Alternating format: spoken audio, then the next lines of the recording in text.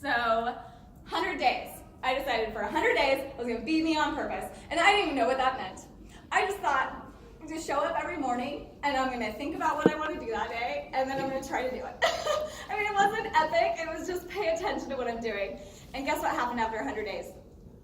I knew exactly who I was.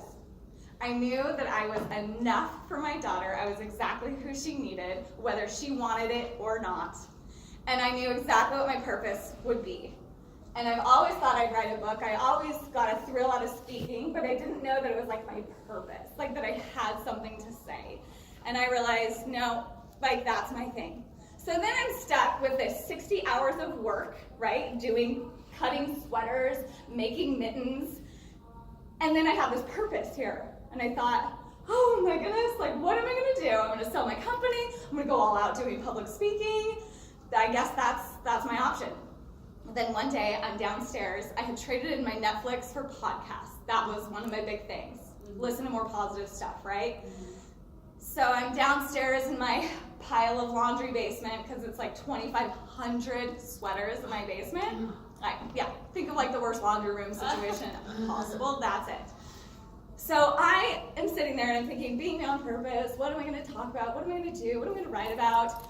And then it flowed into, if I'm doing me on purpose, I should probably do my business on purpose.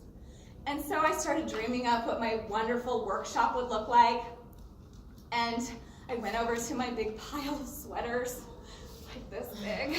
And I went over there and I thought, okay, if this is in my fancy workshop, what would I call this area? And it's just sweaters waiting to be something. And I thought I would put a big sign here that said, who are you? And then it clicked. And then I went back to where I was cutting my sweaters. And I thought, what would I call this cutting area? And I would call it, you have to be uncomfortable to figure out who you are. You gotta cut yourself open sometimes. And then I realized what I had been doing for 5 years was literally like telling my story, telling my purpose, and that I had been doing it. And so we launched Scrunchies at Pinners last year. And I didn't know then that I would be here telling you that these scrunchies, so you should each have a scrunchie, pick it up for a second. Well, just, there it is. Look, I wanted to look just like this. So, that you do. This scrunchie is not just a scrunchie. This scrunchie was made from a sweater that even a thrift shop threw away. It had holes in it. It was stained. It was whatever was wrong with it. Somebody didn't want it. And guess what happened? That sweater decided to become something incredible. So when you wear this is not just a scrunchie. This is a reminder that you, by yourself, have the ability to create joy among all the flaws in your life. And that is why I'm here. Woo! Yeah. What we're gonna do today is I'm going to tell you some stories because I think people being vulnerable helps other people grow. So you're going to hear a lot about me. And why I do that is because I want you to feel like you should share your stories. And what we're going to do is take you through the Love Woolies workshop. That's what's going to happen today. There's going to be 4 steps. So step 1. Step 1 is washing and cutting. So when we start, we end up with sweaters like this.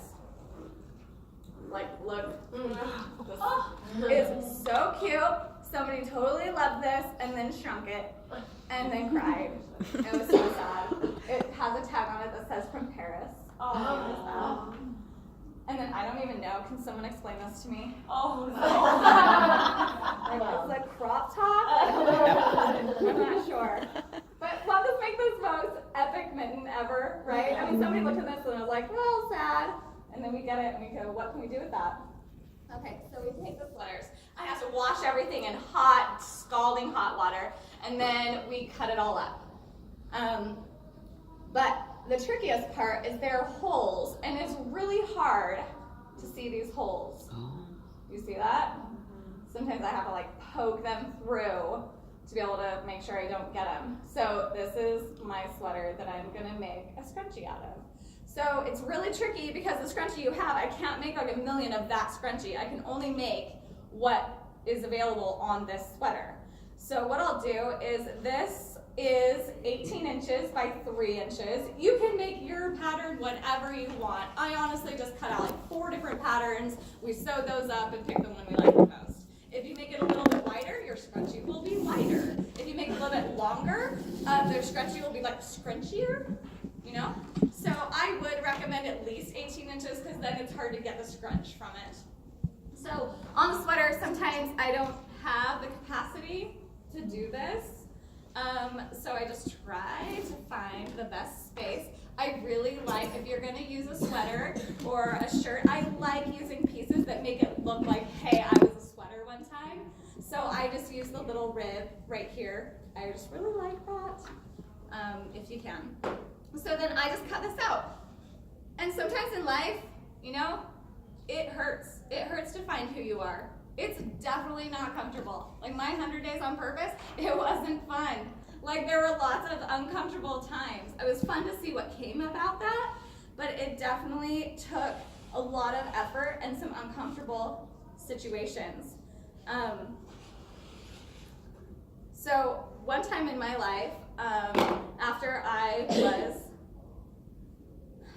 got divorced, my kids were living 7 hours from me. So we got divorced in Cheyenne, and then my parents lived in Utah. And unfortunately, during that time, he got custody in the summer, and so it was May. So I left my 2-year-old and my 5-year-old and went live in my mom's house. Don't ask me how I did it, I don't even know. So I ran a lot.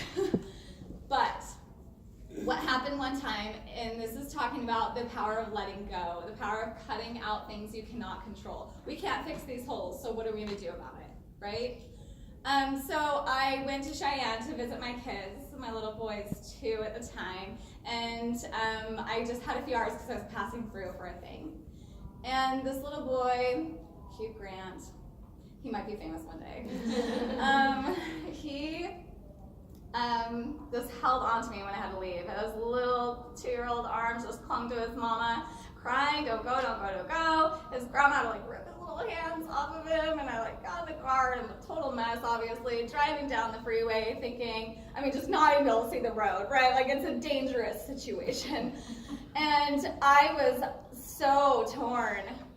And in that moment, I thought, this is literally gonna break me. Like I'm gonna break. I cannot hold this. And in that moment, for the first time in my life, I said, God, you got it. You have to take this. I cannot drive 7 hours with this. And I just yelled at him. I said, you gotta take it, like right this second. And in that moment, I turned up the radio and I just sang the rest of the way home because no amount of me crying and screaming was gonna help that little boy in that moment. And even more so, what it was gonna do is it was gonna break that little boy's mama. And that is the thing I could control. I could make sure that his mama didn't break.